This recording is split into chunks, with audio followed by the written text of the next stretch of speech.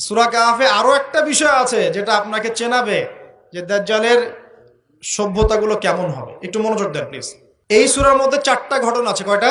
একটা হচ্ছে আসহাবুল কাহফের, একটা যুলকারনাইন আলাইহিস সালাম, একটা মূসা এবং খিদর আলাইহিস সালামের, আর একটা হচ্ছে এই ঘটনা, দুই বন্ধুর ঘটনা, যা আমি কোনো লেকচারে এখনো বলি নাই। এই ঘটনাটা সূরা কাহফের 32 নম্বর আয়াত থেকে শুরু করে 46, 47, 48 এরকম পর্যন্ত বড় একটা ঘটনা আছে। আমি খুব শর্ট করে বলছি। আল্লাহ পাক এই সূরার মধ্যে একটা বিস্ময়কর ঘটনা বলছেন। দুই বন্ধুর, কয়জন বন্ধু? এক বন্ধু প্রচন্ড ধনী, এমন ধনী যে আল্লাহ পাক তাকে বড় বড় বাগান দিয়েছেন, খেজুরের, আঙ্গুরের, হ্যাঁ, বিশাল বিশাল বাগান, এবং তার মধ্য দিয়ে নদী চলছে। নদী, একটা নদী চলে যাচ্ছে ভিতর দিয়ে, দুই পাশে বাগান। তাহলে কত বড় প্রপার্টি চিন্তা করেন, একটু চিন্তা করেন। আমরা তো বিঘা আর এই যে শতকের হিসাব করি না। আল্লাহ বলছেন যে দুটো বিশাল জান্নাত দিয়েছিলাম তাকে, মানে বাগান দিয়েছিলাম, ফলের বাগান, মাঝখান দিয়ে নদী প্রবাহিত হচ্ছে, এবং প্রত্যেক বছর 2বার করে এই জায়গায় ফসল ফলতো, প্রচুর ফসল হতো। তো এত ধন সম্পদ পাওয়ার পরে এই বন্ধু, মানে এই ব্যক্তি, তার এক গরিব বন্ধুকে নিয়ে এই বাগানে ঢুকেছে। ঢুকে হাঁটাহাঁটি করছে, গল্পগুজব করছে। গল্পগুজব করার এক পর্যায়ে গিয়ে এই ধনী বন্ধু বলে ফেলছে। কি বলছে?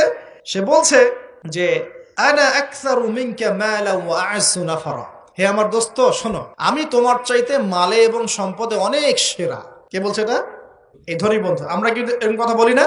এই ধনী বন্ধু হচ্ছে বস্তুবাদী মানুষ, মানে বাড়ি গাড়ি, টাকা কড়ি, স্ট্যাটাস, এটাই তার কাছে সবকিছু। বুঝতে পারছেন কথা? সে তার বন্ধুকে বলছে তুমি তো গরিব, আমি তোমার চেয়ে অনেক সেরা টাকায়, পয়সায়, ধন দৌলতে। এমন মানসিকতা আমাদের মধ্যে আছে না অনেকের? আচ্ছা, এবার সে আরো বলছে যে ওয়াদাখালা জান্নাতাহু ওয়া হুয়া যালিমুল লিনাফসি। সে তার জান্নাতে প্রবেশ করলো, তার নফসের উপর সে জুলুমও করে বসলো। কিভাবে জুলুম করলো? এভাবে সে বলছে ক্বালা মা আযুন্নু আন তাবিদা হাদিহি আবাদা। কে বলছে এটা? এই ধনী বন্ধু। সে বলছে, হে আমার গরিব বন্ধু, শোনো, আমি মনে করি না, আমি বিশ্বাসই করি না, আমি মনে করি না যে আমার এই প্রপার্টি কখনো ধ্বংস হয়ে যাবে। আমি এটা বিশ্বাস করি না। বুঝতে পারছেন? ওই যে আমি পরকালে বিশ্বাস করি না, কিয়ামতে বিশ্বাস করি না, আখিরাতে বিশ্বাস করি না। কোন সভ্যতা বলেন? আচ্ছা, সে বলছে যে মা আযুন্নু আন তাবিদা হাদিহি আবাদা। আমি বিশ্বাস করি না, আমি মনে করি না যে এই প্রপার্টি কখনো ধ্বংস হতে পারে। ওয়া মা আযুন্নু সাআতা কায়িমা। আর আমি এটাও মনে করি না যে কিয়ামত কখনো হবে। বুঝতে পারলেন কথা? আমি এটাও বিশ্বাস করি না যে কিয়ামত কখনো হবে। তার মানে বন্ধুটা বস্তুবাদী না? সে পরকালে বিশ্বাস করে না, কিয়ামতে বিশ্বাস করে না। সে তার ধন সম্পত্তির মোহে এত আসক্ত হয়ে গেছে যে সে মনে করে যে এটা কখনো আমার থেকে যাবে না। এমন চিন্তা আমাদের মধ্যে আছে না? এই চিন্তাটাকে আধুনিক পরিভাষায় বলা হয় মেটেরিয়ালিজম। কি বলা হয়? মানে বস্তুবাদ। মানে